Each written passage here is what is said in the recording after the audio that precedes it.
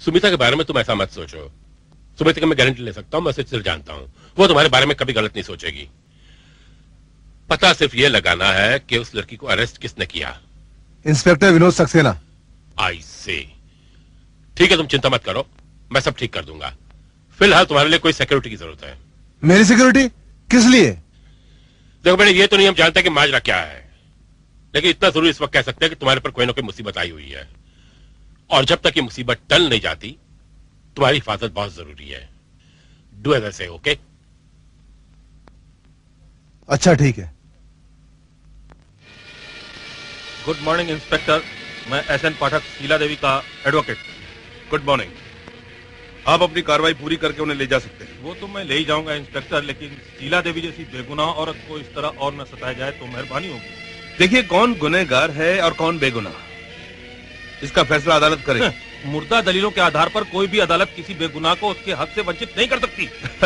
ये तो वक्त ही बताएगा। एक मिनट इंस्पेक्टर, वक्त की अदालत में मिस्टर भाटिया से शीला देवी को उनका हक दिलवा कर ही दम लूंगा। I wish you all the best. Good luck.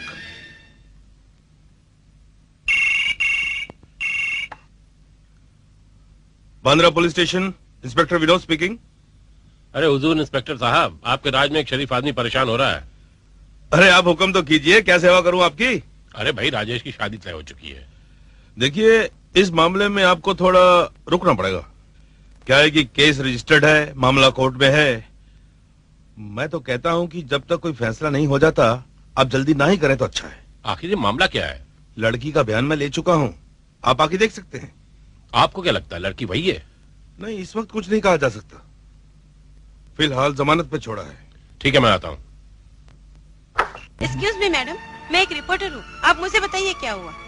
इस मासूम लड़की को देखिए, ये आपको मुर्दा नजर आती है? बिल्कुल नहीं। लेकिन इसके पति का कहना है ये मर चुके हैं, वो दूसरी शादी करने चला है, और पुलिस वालों के पास इसका डेथ सर्टिफिकेट भी है। दिन ब दिन ये जुर्म बढ़ता जा रहा है। मैडम आप मुझे सहयोग कीजिए, मैं छपूंगी ये खबर। देखिए, मुझे कुछ नहीं चाहिए, मुझे कोई हक नहीं चाहिए। मैं हाथ जोड़ती हूँ, मुझे प्लीज मेरे हाल पर छोड़ दीजिए। मैडम आप घबरा क्यों रही है, आप हमें सहयोग दीजिए। देखिए, ये मेरा निजी मामला है और मैं नहीं चाहती कि आप लोग इसे पब्लिक इशू बनाएं। ये तेरा निजी मामला नहीं है। आज तेरे साथ हो रहा है, कल दूसरों के साथ होगा, और एक सच्चे नागरिक का फर्ज है कि इसका विरोध करे, अंकुश लगाए। बिल्कुल ठीक कह रही हैं। बातों पर बताइए, आप मेरे साथ आइए, मैं बताती हूँ।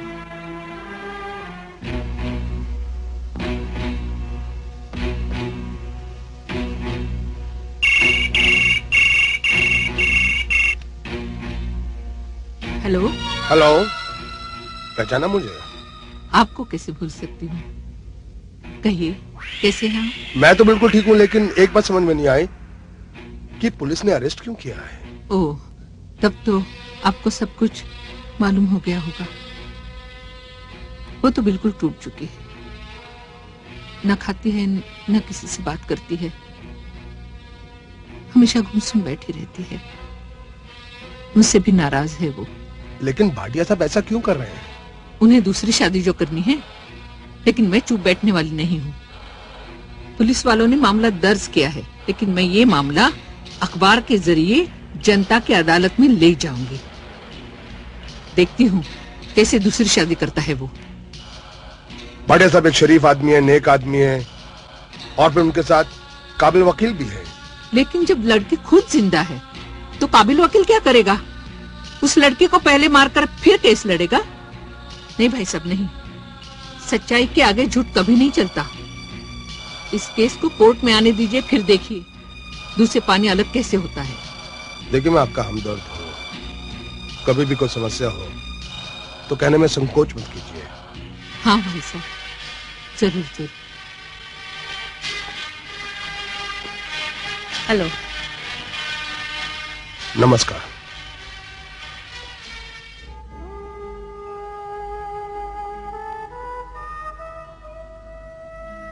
भाई साहब तेरी मदद करने के बारे में कह रहे थे। रहने दो ना, मैं तो सब भूल चुकी हूँ। बात को खामखा बढ़ाने से क्या फायदा। तू चुप रहे। औरतें सहती जाती हैं और मर्दों का जुल्म करने का हौसला बढ़ता जाता है। समझाओ इस बुद्धू को। आंटी जी जो कह रही है ठीक कह रही है, तू चुप मत बैठ। बुरा न माने तो एक बात कहूं। कहिए। कहीं आपने उस लाश को पहचानने में गलती तो नहीं की? क्या बात कर रहे हैं आप? मैं अपनी बीवी की लाश को नहीं पहचान सकता। इतने उत्तेजित होने की बात नहीं है, मैं सिर्फ संभावना की बात किया, क्योंकि लाश को उस वक्त इतने खून से लथपथ और जख्मों से भरी पाई थी कि उसे सही पहचानना वाकई मुश्किल था। मुझसे गलती हो सकती है, लेकिन उसके रिश्तेदार, उसके भाई से गलती नहीं हो सकती। मैं जानता हूं, मैं सिर्फ एक संभावना की बात बोला। और इसके अलावा उसका लाल जोड़ा, हाथ में कंगन, पांव में पायल, ये सब इस बात के सबूत है कि नहीं है। यही तो मैं आपको समझाना चाहता हूं। जरा उस लड़के को देखिए, आइए देखिए, उसने आपकी तरह शर्ट्स और जीन पहनी है। क्या आप वो है? नहीं ना? मैं आपको ठेस पहुंचाना नहीं चाहता, लेकिन आप बहुत मुश्किल में, इसलिए जज्बात की नहीं, संभावना की सोचिए। देखिए, मेरी राय है कि उस लड़की के बारे में हर एक जानकारी हासिल करो जो आपके कहने पर पुलिस कर सकती है।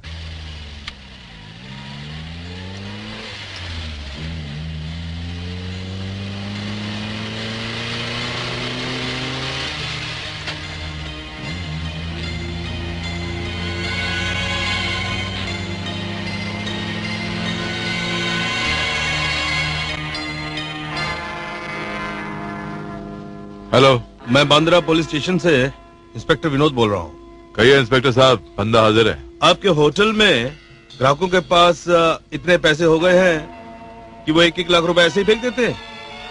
आपका इशारा मैं समझ गया हूँ सर, आगे बढ़िए। कौन थे वो? कस्टमर का नाम और पता हम नहीं पूछते। पैसे वाला था, दिन में आया, फेंक गया। रोज आते हैं? उस दिन के बाद दिखाई नहीं दिया। फिर कभी दिखाई दिए तो उस महात्मा का दर्शन मुझे भी करवाना। जी हाँ, जरूर जरूर। सौभाग्य हमारा कि आपने हमें सेवा का मौका दिया। लिसन, भूलिएगा नहीं। जी शुक्रिया, बाय बाय। इसका कोई फायदा नहीं है सर, इसका कोई पुलिस रिकॉर्ड नहीं है। सिर्फ टाइम पास के लिए नाच गाने का शौकीन है, इसलिए होटल में आता है। क्या करता है? सोना चांदी का व्यापार। ओह, ऐसे। इसका फाइल तैयार है? Yes sir. गुड। चावला साहब आए तो ये सारा केस उन्हें समझा देना। Yes sir. होटल का पता भी दे देना ताकि वो एक बार उस लड़की को देख ले। Yes sir. और सुनो, कल तक मुझे उस लड़की के बारे में पूरी जानकारी मिल जानी चाहिए। Yes sir. Understand? You may go now. Okay.